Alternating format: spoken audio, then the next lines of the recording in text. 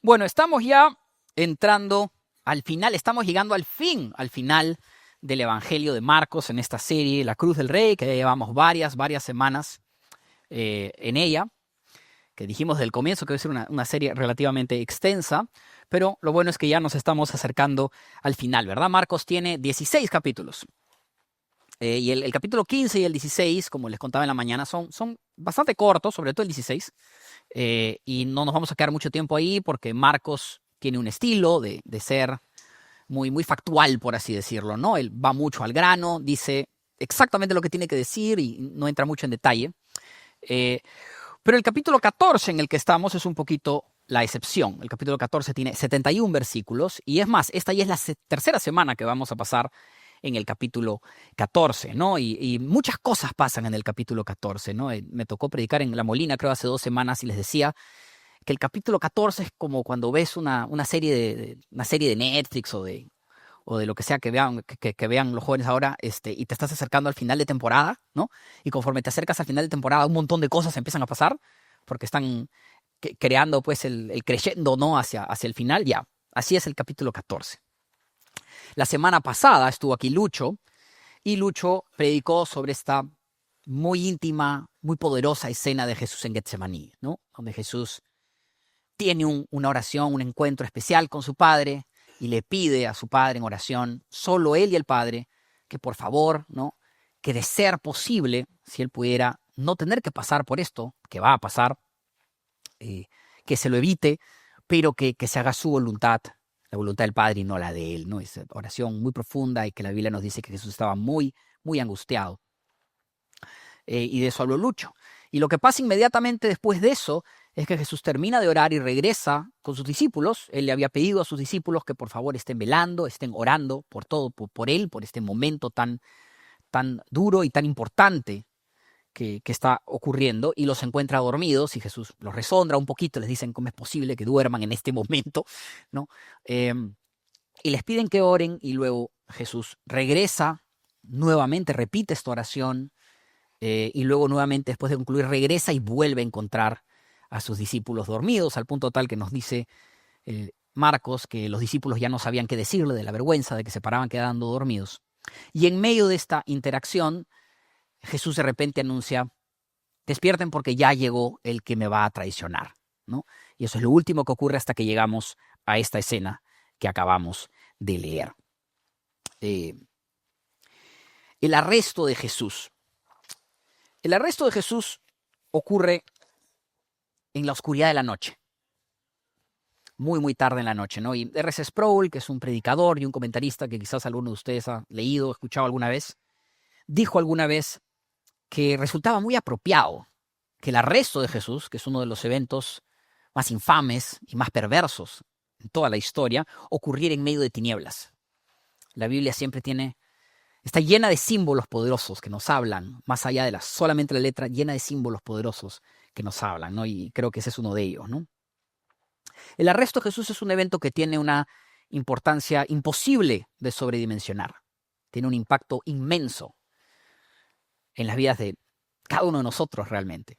Y es el puntapié inicial, digamos, ¿no? Es el comienzo de un proceso en el cual Jesús va a entregar su vida en sacrificio por nosotros. Estamos en el comienzo de lo que realmente va a ser el eje de la historia. Esto que va a ocurrir desde el arresto de Jesús y en las siguientes horas, en las siguientes 50, 60, 70 horas, va a ser el eje alrededor del cual gira toda la historia de toda la creación, la historia de todo lo que hemos vivido. Es el eje alrededor de lo que gira tu historia y la mía, incluso, a nivel muy personal. Entonces, tiene una significancia muy grande, ¿no? Y es curioso que ocurra, todo esto tan increíble ocurre en medio del silencio de la ciudad, mientras todo el mundo duerme, sin que nadie se dé cuenta, con muy pocas personas dándose cuenta, ¿no?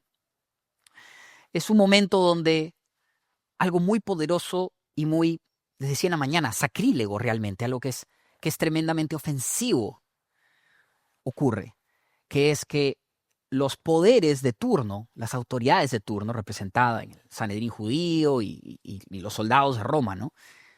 Usurpan el lugar de Dios, se convierten ellos en jueces y toman a Dios mismo, en la persona de Jesús, Dios mismo, que es el juez último, el único que realmente tiene legitimidad y derecho a juzgar, y lo convierten en un acusado, para empezar a montar esta farsa, esta charada de juicio que van a hacer, ¿no? Entonces, es un momento de gran importancia y de gran relevancia.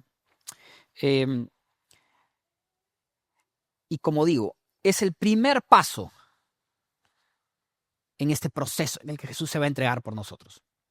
Hace unas semanas tuve la oportunidad de predicar aquí sobre Marcos 8. Y no sé si se acuerdan, en Marcos 8, Jesús le dice a sus discípulos que era necesario que Él sufra muchas cosas y que eventualmente muera. Y que cuando Él le explique esto a sus discípulos entran un poco en shock, ¿verdad? Les cuesta entender, ¿no? Y dijimos que habían varias razones, y principalmente 3 razones por las que era necesario que esto ocurriera. Por las que era necesario que Jesús sufriera, era necesario que Jesús fuera arrestado, que fuera a juicio y que muriese, ¿no? Y habíamos dicho que una de esas razones era personal, que nosotros, como individuos, teníamos la necesidad muy personal de que Jesús nos demuestre en forma totalmente explícita, innegable su amor, y que de la única manera realmente en que Jesús puede demostrar la intensidad de su amor por nosotros sin que nos quede ninguna duda es que se sacrifique por nosotros. No hay evidencia más clara de amor que el sacrificio, ¿no? Que había una necesidad legal, ¿no? También, de que siendo que nosotros como personas hemos pecado, ese pecado demanda justicia. Dios demanda que se haga justicia ante el pecado. El pecado tiene que tener consecuencias y Jesús paga las consecuencias de ese pecado. Y dijimos también que había una tercera necesidad, que Tim Keller la llama una necesidad cósmica, pero que a lo que básicamente quiere decir es Jesús quiere poner en evidencia la injusticia que hay en nosotros. Quiere poner en evidencia la injusticia de la inmoralidad de la justicia de los seres humanos a través de tomar parte voluntariamente en este juicio que es aparentemente justo, porque el juicio de Jesús es un montaje, es una farsa. Tiene falsos testigos, una condena falsa dictada antes, se disfraza de proceso, ¿no?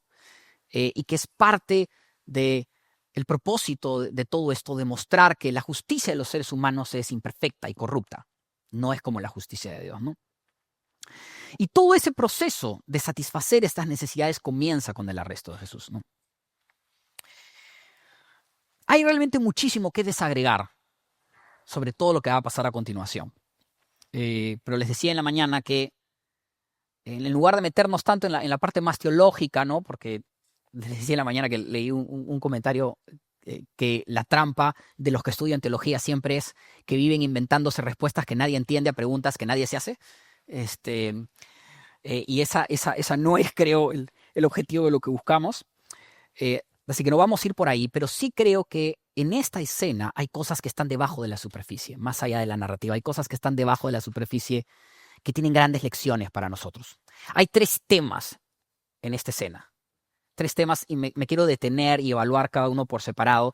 Y bueno, me levanté poético esta semana, así que le puse a la prédica la traición, la espada y la deserción. Ese es el título formal de la prédica. Me inspiré. Porque estos son los 3 temas que hay en este pasaje. La traición, la espada y la deserción. Y el primero de ellos, el más evidente, el que todos conocemos, es la traición, ¿verdad? En los versículos 43 al 45, dice la Biblia que mientras Jesús aún estaba hablando, se aparece Judas, lo acompaña una turba armada con espadas y palos, enviada por los jefes de los sacerdotes, los maestros de la ley, los líderes religiosos, claramente las autoridades del Sanedrín judío y los soldados de Roma, que son los que están armados. Y dice ahí que, bueno, que el traidor, o sea, Judas, había dado esta contraseña, ¿no? Al que le dé un beso, ese es, arréstenlo y llévenselo bien asegurado. Y que Judas se acerca a Jesús y le dice rabí, que es la palabra que los judíos utilizan para decir maestro, y luego lo besa, ¿no? Todos saben en nuestra cultura, en nuestro país, creo que cualquier país de tradición cristiana, y creo que en casi todos los países del mundo, que Judas traiciona a Jesús con un beso, ¿no? Es algo que todo el mundo conoce, es un momento icónico, representado muchas veces en el arte, y creo que todo el mundo tiene eso claro, ¿no? ¿Por qué Judas traiciona a Jesús con un beso? Tiene muchos matices. Obviamente hay una serie de profecías que se cumplen con esto, que podemos encontrar en el Antiguo Testamento. Desde la perspectiva de las personas que vienen a arrestar a Jesús, hay hay razones prácticas para hacer esto. Jesús, como dijimos, es arrestado en medio de las tinieblas, ¿verdad? Es arrestado en medio de la noche. Las autoridades de turno, los judíos, los romanos, optan por hacer esto de noche. ¿Por qué? Porque creen que así minimizan el riesgo de tener un conato de violencia, de tener un enfrentamiento. Va a haber menos gente, la gente está durmiendo, no va a haber nadie que proteste, va a ser más fácil apresarlo, ¿no? Pero el riesgo que viene con hacerlo de noche es que la noche en esta época es la noche, no es como ahora. Ahora queremos hacer algo de noche y tenemos iluminación artificial y luces por doquier y así estemos en un lugar oscuro, bueno, agarramos esto y ponemos linterna, ¿no? Y ya está. Pero nada de eso existe en esta época. El riesgo de hacer algo de noche es que literalmente no se ve bien. Y en medio de la oscuridad puede que sea difícil distinguir a Jesús. Puede que sea, ellos temen desde su perspectiva, por ahí Jesús aprovecha la oscuridad para escaparse, ¿no? Y más allá de eso, de nuevo, estamos en el siglo I. No es que los soldados van con una foto de Jesús. Es más, probablemente muchos de ellos nunca habían visto a Jesús antes.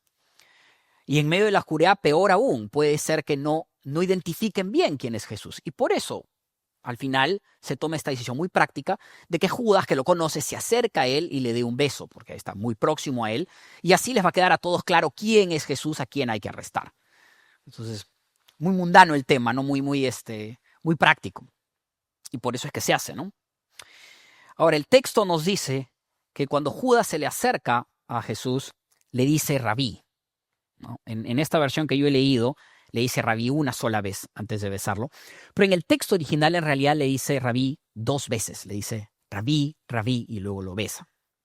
Y en la cultura, decir 2 veces lo mismo, repetir 2 veces lo mismo, tiene una implicancia de afecto muy grande. Es lo que tú le dices a alguien a quien le tienes mucho cariño, hay mucha emoción detrás de la frase. Que en el caso de Judas es una emoción fingida, no es real. Lo que está tratando es hacer que Jesús, desde su perspectiva, hacer que Jesús baje la guardia a la hora que está yendo a darle un beso, ¿no? Y este mismo comentario de Sproul que estaba leyendo dice que hay una crueldad muy grande en esto, ¿no? De que más allá de traicionarlo, parece que Judas está probablemente desahogando su propia cólera, su propia sensación de venganza en ese momento contra Jesús al hacer esto, ¿no? Dice Sproul también que en el texto, en la palabra que se utiliza como que le dio un beso, no es que le dio un piquito así como los argentinos, no, o sea, es un beso con muchísimo afecto, y que esto también muestra la mala intención de Judas en hacer todo esto, ¿no? Entonces, bueno, eso es la escena. Judas besa a Jesús y luego Jesús es arrestado, ¿no? Y eso es lo que nos dice el texto. Ahora, no sé si a ustedes les ha pasado, pero a mí me ha pasado, y creo que en algún momento todos nos hemos preguntado, todos los que hemos leído esta historia y conocemos esta historia, es ¿qué pasó con Judas? ¿Por qué Judas toma esta decisión? ¿Por qué Judas decide traicionar a Jesús? Suena tan irracional traicionar a Jesús, desde nuestra perspectiva al menos, ¿no? Ahora, claro, la respuesta obvia, la respuesta de escuela dominical, de catequesis, es, bueno, estaba profetizado, las profecías decían que Judas tenía que traicionar a Jesús, esto tenía que ocurrir. Y sí, eso es cierto. Pero eso no justifica la psique de Judas. No es que Judas sea un robot, un autómata, ¿no? Un programa siguiendo simplemente instrucciones. Judas es una persona, él voluntariamente se ha involucrado en esto.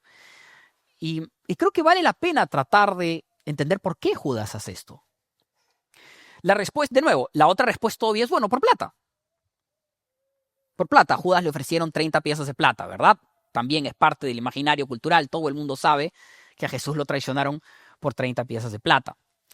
Pero cuando evaluamos un poquito más de cerca, vamos a descubrir que si bien 30 piezas de plata, incluso en eso, como digo, la Biblia está llena de símbolos que cuando los estudias de fondo tienen un significado muy grande, ¿no? 30 piezas de plata tiene una conexión con Zacarías 11, donde hay una profecía sobre alguien que es entregado por un monto muy bajo, ¿no? 30 piezas de plata también era lo que se le pagaba a alguien cuando tú matabas por accidente o dejabas incapacitado por accidente a su esclavo. Si tú le hacías daño, dejabas incapacitado, matabas al esclavo de alguien, ibas a su propietario y lo indemnizabas con 30 piezas de plata. Que también otro símbolo ahí, ¿no? Pero en términos prácticos, si bien no es un monto irrisorio, no es que Judas vendió al Señor por 5 soles, no es una cantidad que te va a cambiar la vida. 30 piezas de plata es más o menos 4 meses de sueldo de un obrero de mediano nivel. No es la clase de dinero que le va a cambiar la vida a Judas. Entonces, tratar de reducir todo a bueno, a Judas lo coimearon, es, creo, sobresimplificar lo que ha pasado. Claramente el problema de Judas es la avaricia. De eso la Biblia nos habla en más de una instancia, no solo aquí, ¿no? Pero creo que entender el problema de la avaricia en Judas requiere un poquito más de perspectiva. Y hay una lección ahí para nosotros, la verdad, ¿no? La Biblia nos dice que Judas era uno de los 12, aquí mismo Marcos los dice, y que estuvo con Jesús mucho tiempo, pero nos hace entender entre líneas la Biblia que aunque era uno de los 12, él no era particularmente cercano a Jesús. Hay varias insinuaciones de esto. Primero, la Biblia nos dice, a la hora que los sinópticos, bueno, Mateo, Marcos, Lucas, hay algunos puntos de sus evangelios donde listan a todos los discípulos, ¿no? Y siempre ponen a Judas al final. Y siempre ha existido la implicancia de que los que son nombrados más adelante tienen más cercanía con el Señor. ¿Por qué se llevan a Rafa? Chao, Rafa. Entonces, y siempre lo ponen al final. Otra cosa está en Juan. Juan es más explícito, Juan 12. Juan, el discípulo tira tierra, porque también lo vende más adelante a Pedro, vamos a ver eso. Pero en Juan 12 nos dice también que Judas solía encargarse el dinero del grupo y que era medio mano larga, ¿no? De que a veces agarraba la plata y robaba el dinero de la alforja común que todos tenían, ¿no? Así que otra cosa que nos muestra que Judas no era tan cercano, ¿no? Si caía en esta tentación. Y hay otro tema muy interesante, que es que si ustedes ven las intervenciones de Judas en los diferentes evangelios, van a notar que aunque Judas se refiere muchas veces a Jesús como rabí, como maestro, nunca le dice Señor. Nunca se refiere a él como Señor, a diferencia de los otros discípulos. Entonces, había un problema en Judas que va más allá de lo aceitaron con 30 piezas de plata. Hay algo más profundo. Y la lección ahí es que el problema de Judas es que toda su relación con Jesús estaba construida alrededor de su avaricia. Toda su relación con Jesús estaba construida alrededor de la idea de cómo Jesús me puede ser útil a mí. Caminaba con Jesús, pero para aprovecharse de Jesús, no para seguirlo. Judas probablemente creía, como todos los judíos, que el Mesías iba a ser una figura política. Y conforme caminaba con Jesús y seguramente veía a Jesús hacer milagros y hablar con mucha autoridad, en su cabeza decía, bueno, este pata debe ser. Y si él va a derrocar a Roma y si él va a tomar control del reino, entonces hay que estar cerca de él porque de ahí algo me puede caer a mí. ¿Cómo me puedo beneficiario de eso? Y probablemente también la decisión de Judas de traicionar a Jesús viene cuando se da cuenta de que Jesús no es ese tipo de figura, que la idea de Mesías que él tenía era errada y de que Jesús no había venido a tomar control político del reino de Israel. Ese no era su objetivo, ¿no? Entonces, de nuevo, creo que hay que mirar debajo de la superficie para entender que el problema de Judas no es solamente las 30 piezas de plata, es esta idea de que uno puede estar cerca de Jesús, pero no ser cercano a Jesús. De nuevo, en el imaginario cultural, en la cultura, no hay nada peor que Judas, ¿verdad? Judas es un símbolo de lo peor, lo más bajo, ¿no? En Dante Alighieri, en la Divina Comedia, esta famosa obra medieval de literatura, lo pone a Judas en el 9º círculo del infierno, ¿no? Ahí está, masticado eternamente por Satanás, una de las figuras artísticas, de las expresiones artísticas más importantes del cristianismo realmente, ¿no? O de la cristiandad en todo caso, ¿no? Nadie le pone a su hijo Judas. Yo he conocido un montón de nombres bíblicos, un montón. Conozco un Mefiboset, conozco un Onesíforo, les decía en la mañana, conozco un Onesíforo, pero nadie le pone a su hijo Judas, ni al perro le ponen Judas, porque Judas es lo peor que te puedes imaginar, ¿no? Y entonces satanizamos a Judas, demonizamos a Judas. Bueno, al fin y al cabo, en Juan 13 la Biblia dice que el diablo entró en Judas, entonces tiene sentido. Y sin duda Judas es una figura muy peculiar y muy única en la historia, pero sí menciono, y creo que vale la pena entrarnos en la visión, porque creo que si uno examina su propio corazón, siempre hay el riesgo de tener un poquito del pecado que corrompió a Judas. Esa avaricia que Judas tenía es muy humana. Esa avaricia que habitaba en el corazón de Judas es muy contagiosa. Es muy fácil dejarse seducir por esa avaricia.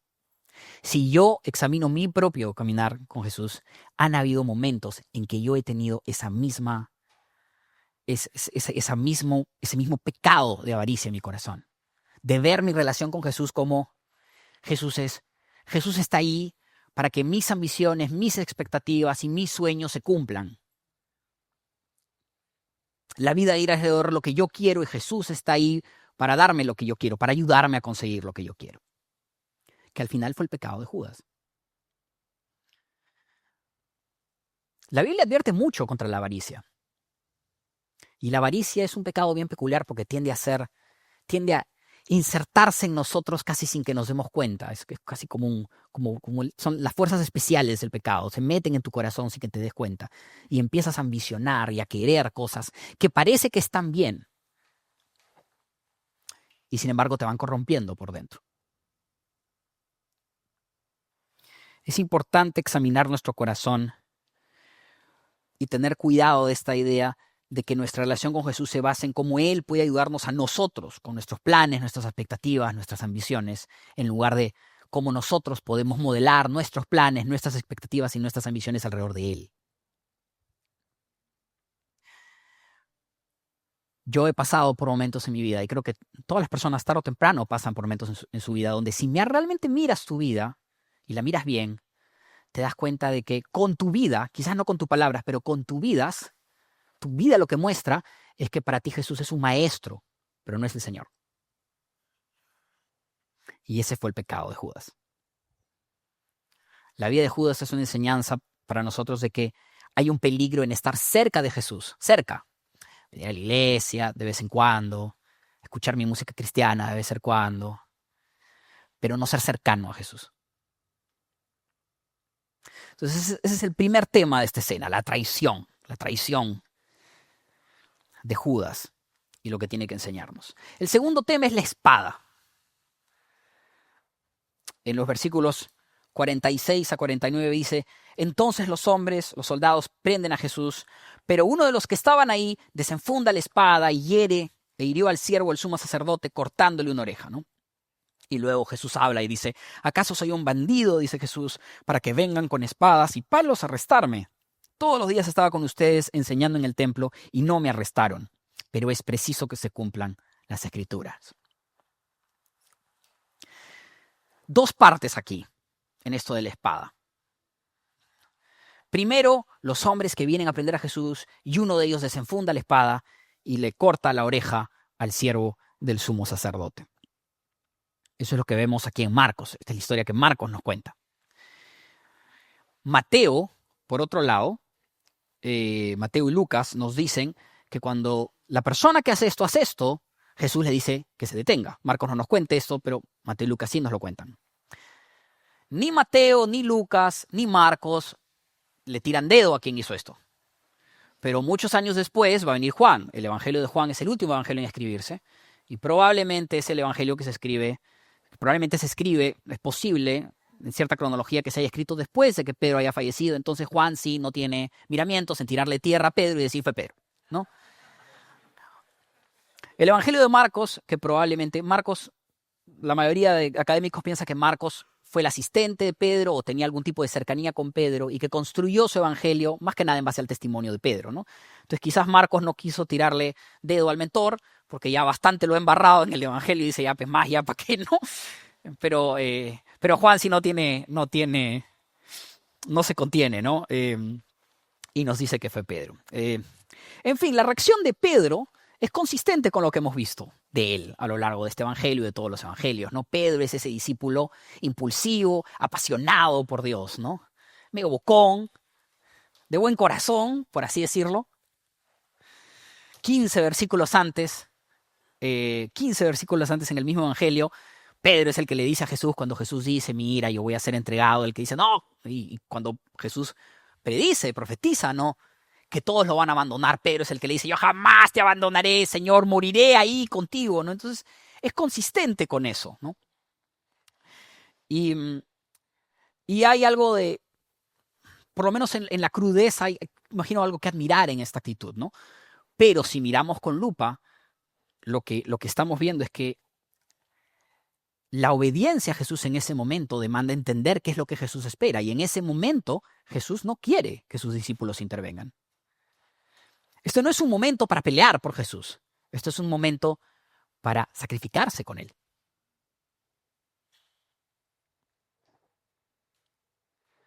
Y eso es algo que hay una lección ahí, creo, para todos como creyentes, ¿no? A veces somos muy avispados para la parte de... Nos gusta la parte del evangelio que tiene que ver con la pelea y la victoria, ¿no? Yo crecí yendo a la iglesia, ¿no? Y en las iglesias en las que yo crecí, siempre tenías... casi todas las alabanzas eran alusiones al Antiguo Testamento, ¿no? Y esta figura del Dios guerrero, de la figura militar que siempre vence, ¿no? Y he cantado los carros del faraón y todas estas cosas, ¿no? Que te suben el ánimo, ¿no? Que te imaginas ahí en la gran batalla, ¿no? David mató a 10.000, ¿no? Es bacán esa parte del evangelio. Y es real. Jesús es un Dios victorioso. Hay una victoria sobre el mal, ¿no? El tema es que no todo en la vida cristiana es victoria. Y las victorias más grandes de la vida cristiana no se obtienen por fuerza. Las victorias más grandes de la vida cristiana se obtienen por sacrificio. A veces solo queremos acompañar a Jesús para empuñar la espada. Pero no queremos acompañar a Jesús en el sacrificio. No queremos acompañar a Jesús cuando Jesús dice que hay que darle otra mejilla. Esa parte no la queremos hacer. No queremos acompañar a Jesús cuando Él dice que hay que estimar a los demás como superiores a nosotros mismos. No queremos acompañar al Jesús que lava los pies de sus discípulos. Esa parte nos cuesta, esa parte es más difícil. Pero si queremos ser discípulos de Jesús, tenemos que ser discípulos de Jesús en todo. Y eso implica no perder de vista que el triunfo más grande de Jesús consistió en Él entregándose, humillándose, sacrificándose. Y no en Él doblegando a la oposición por la fuerza. Es la primera lección que tenemos sobre esto, ¿no? A veces lo que Dios espera de nosotros no es confrontación ni defensa, sino sacrificio. La segunda parte de este tema de la espada aquí vemos en la reacción de Jesús. Jesús dice, como vimos, ¿acaso soy un bandido para que vengan con espadas y palos a arrestarme? Todos los días estaba con ustedes enseñando en el templo y no me arrestaron, ¿no?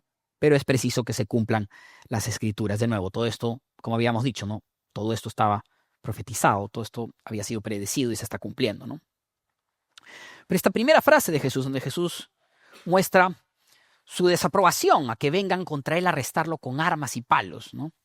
Por la fuerza en medio de la noche, ¿no? Lo que es curioso porque muestra la perspectiva tan errada que tiene la gente que arresta a Jesús. La gente que está yendo a arrestar a Jesús, el mismo Judas, esperan una reacción violenta. Y planean para eso. La planificación para el arresto de Jesús es una planificación con una mentalidad policial, ¿no?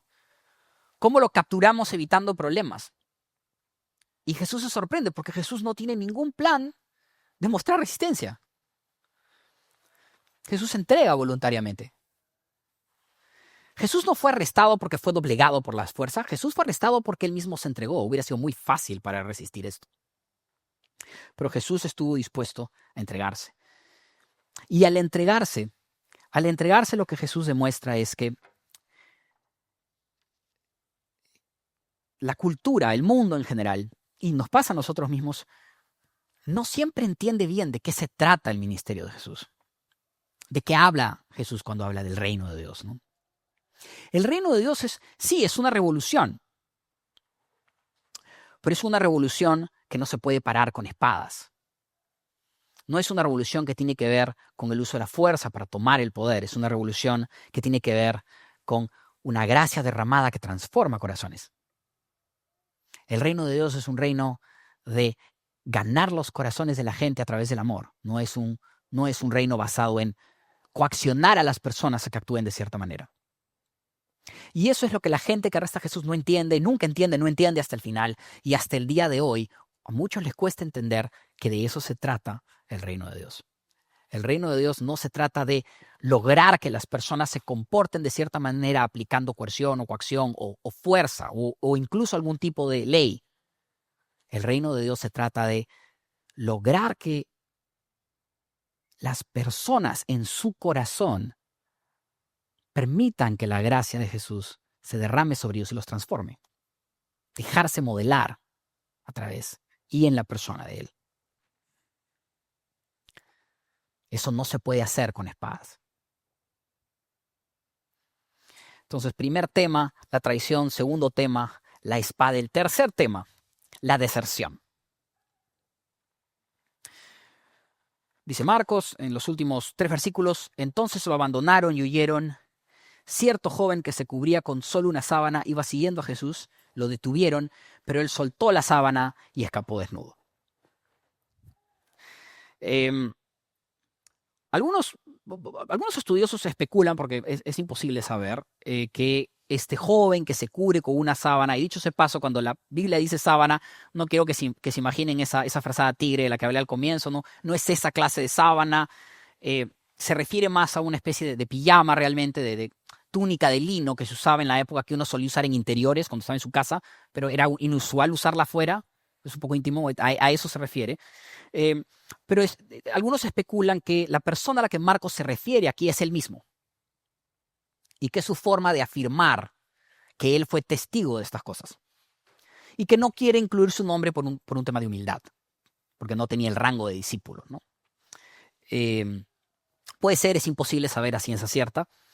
Lo que sí sabemos a ciencia cierta, porque lo dice este versículo, es que cuando Jesús fue tomado prisionero, todos los discípulos huyeron. Todos huyen, ¿no? Hay pocas frases más tristes, creo, en Marcos que esta, ¿no? Entonces todos lo abandonaron y huyeron. Qué duro. Y uno no puede evitar sentir, porque creo que si tienes una relación con Jesús, tienes este chip que lo quieres defender, ¿no? Y uno no puede evitar decir, ¿cómo es posible que los discípulos que han visto tantas cosas lo abandonen así, a la primera que un soldado romano le coge el brazo? A Jesús, la misma gente que estuvo en el bautizo de Jesús, que vio al Espíritu Santo descender en forma de paloma, escuchó la voz audible de Dios, vieron la pesca milagrosa, vieron a Jesús caminar sobre las aguas, vieron a Jesús sanar al paralítico, traer a la vida a gente, sanar a gente ciega, alimentar a los 5,000. Lo acaban de ver curar milagrosamente la oreja de un soldado. Lo acaban de ver, literalmente. Y sin embargo, a la primera que un soldado pone su mano sobre él, salen todos corriendo. Es como que, ¿pero por qué? ¿Cómo habiendo visto tanto todavía te puedes asustar tan fácil? Y es fácil tener esa sensación hasta que uno se acuerda, si ya tienes tiempo siguiendo al Señor, hasta que yo me acuerdo, que ya tengo tiempo siguiendo al Señor, cuántas cosas he visto yo a Dios hacer y sin embargo al primer peligro al que me enfrento, tiemblo como pollito. Es humano simplemente. Es humano. Es humano dejarse abrumar por el temor. Todos abandonan a Jesús y el hecho de que todos abandonen a Jesús demuestra, una vez más, por qué es necesario que Jesús dé este paso. Porque ni siquiera teniendo este nivel de cercanía con Jesús, ni siquiera caminando físicamente con Él, teniéndolo metros al lado, viéndolo hacer milagros, acompañándolo por un tiempo prolongado, porque estuvieron años con Jesús los discípulos. Aún teniendo todo eso en nuestras propias fuerzas, no nos da simplemente para no abandonar a Jesús, para no abandonar a Dios cuando las cosas se ponen difíciles. No nos da. Para poder perseverar en medio de la dificultad necesitamos más que simplemente lo que nosotros podemos aportar. Necesitamos esa gracia, esa paz que solo Dios da, esa convicción que solo el Espíritu Santo trae. Y para que podamos tener acceso a esas cosas, la única manera de tener acceso a esas cosas es que Jesús se deje arrestar.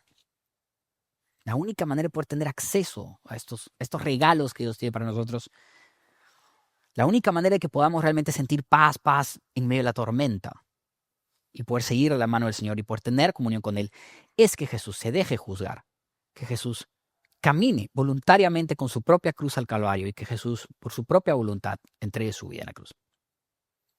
Era necesario simplemente. Uy, se me fue. Sí. Leo, ¿de nuevo? ¿Volvió? Está bien. Pensé que Rafa me había desconectado por ahí. Ya. Era necesario simplemente. No había otra forma. El comportamiento de los discípulos en el momento del arresto de Jesús deja en evidencia por qué necesitamos un Salvador. Y el comportamiento de Jesús ilustra por qué solamente Él puede cumplir ese rol. Es una deserción de sus discípulos. Sus discípulos lo abandonan ante la más mínima amenaza de peligro. Pero en medio del peligro más grande, Jesús no abandona su misión, no abandona a sus discípulos.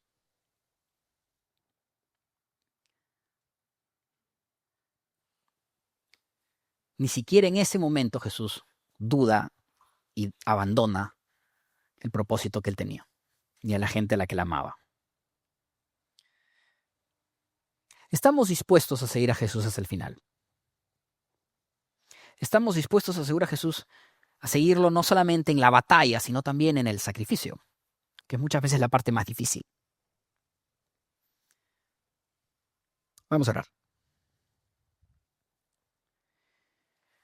Padre, te damos gracias en esta mañana por la oportunidad, como siempre, de compartir tu palabra. Te doy gracias por las vidas de todas las personas que han venido hoy a escuchar este mensaje. Te doy gracias por la manera en que has hablado a mi propio corazón a través de estas palabras, Señor. Ayúdanos a mirar esta imagen de tu arresto, Señor, y no perder de vista cuán personal es. Es fácil verlo como un evento histórico que pasó hace mucho tiempo y no verlo como algo que ocurre por mí, que ocurre por mí, que todo lo que ocurre en esa escena es por mí, que tú te dejaste arrestar por mí, que fuiste a juicio por mí. Y que si yo hubiera estado ahí con los discípulos, seguramente hubiera huido igual que ellos y te hubiera abandonado igual que ellos. Y aun si te hubiera abandonado, tú no me hubieras abandonado a mí. ¿Qué testimonio hay más fuerte de que tú jamás nos vas a abandonar que este? Que en el momento en que todo el mundo te abandonó, tú no dudaste en no dejarnos a nosotros. Nadie te obligó. Tú fuiste porque tú quisiste, porque tú lo elegiste. Y necesitábamos tanto que lo hiciera, Señor. Y ahora podemos tener todas estas cosas que tú nos das, tu gracia, tu perdón, tu consuelo, tu compañía. Y la promesa de que jamás nos vas a abandonar. Todo gracias a esto. Que no perdamos de vista el tremendo tesoro y el tremendo regalo que hay en esta historia para cada uno de nosotros. En el nombre de Jesús, amén.